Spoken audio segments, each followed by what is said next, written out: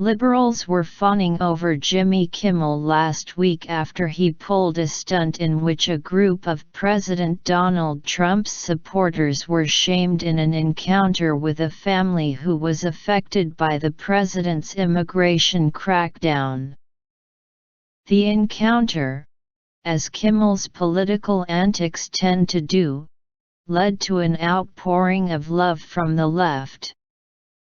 However, in a piece published Monday at townhall.com, Arthur Shaper, one of the Trump supporters Kimmel mocked during the segment, is urging ABC to release raw video of the encounter, which was aired in truncated form on Jimmy Kimmel Live. If what he says about the interview is true, that could end up being a huge problem for the late-night host. In his piece, Shaper claims the liberal Kimmel called him in a hole, was dismissive of conservatives of color, and was generally rude to the right-leaning participants. Shaper says he was originally contacted by ABC Casting to appear on the show for a segment about voters who oppose former President Barack Obama's Deferred Action for Childhood Arrivals program for illegal immigrants. At first, I was reluctant, he writes.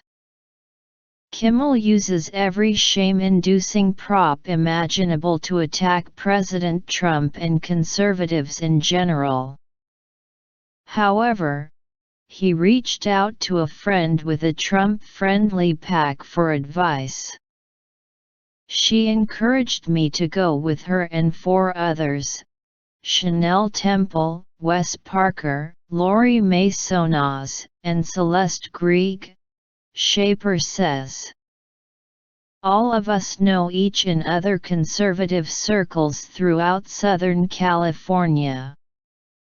Shaper described arriving at the studios to see a litany of pictures of Kimmel's guests and other ephemera, the most prominent being his appearance at a state dinner with Barack Obama. Shaper fixed the picture by taking a photo of it with his mega cap in the foreground. After a brief rehearsal, we finally met Jimmy Kimmel, who interviewed each of us about the program, Shaper wrote.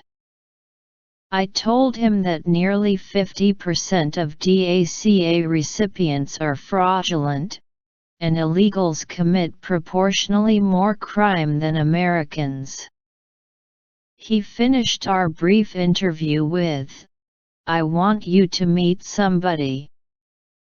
After the interviews, our team waited in the green room. I pondered who Kimmel was going to have us meet. He's going to present a child who is in this country illegally, I imagined.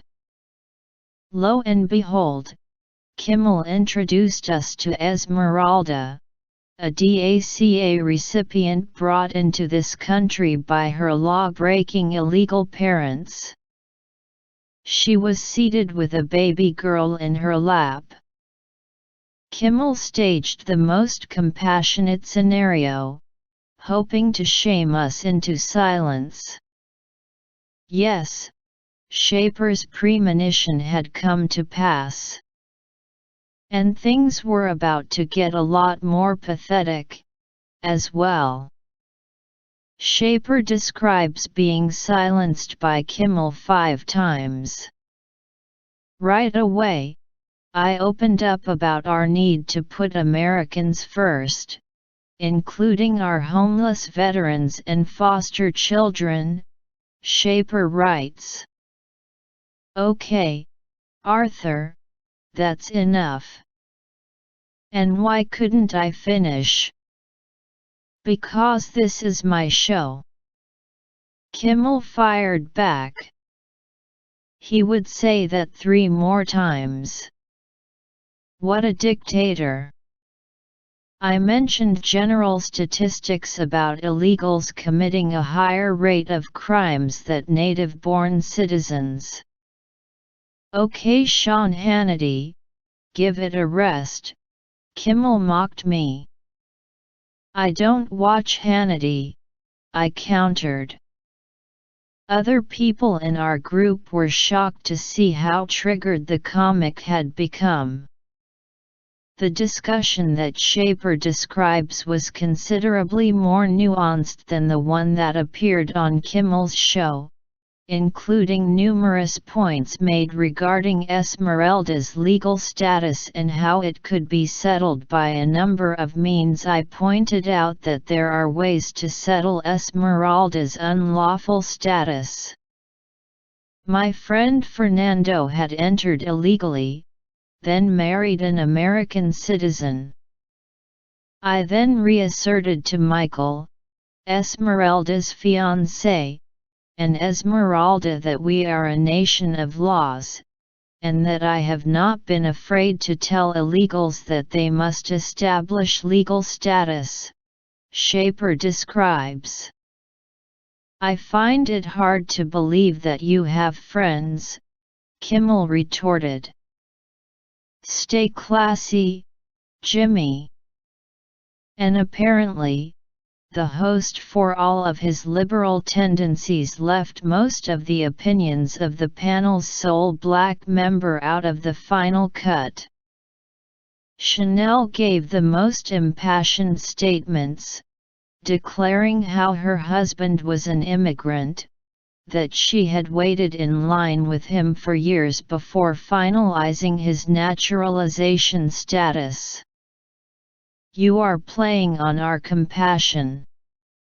You didn't let us bring our children. Shaper writes. During the earlier individual interview segment, Chanel had railed against illegal aliens for stealing the civil rights movement forged by Black Americans to assert their rights in the South. Chanel schooled Kimmel on the amnesty movement's misuse of the term dreamer for young illegals. Our children are dreamers, too. That line evoked one of Trump's most effective statements in last week's State of the Union address: Americans are dreamers, too. That wasn't the only time that Jimmy didn't check his privilege, either. The piece de resistance occurred when Kimmel tried one more time to silence me, Shaper writes.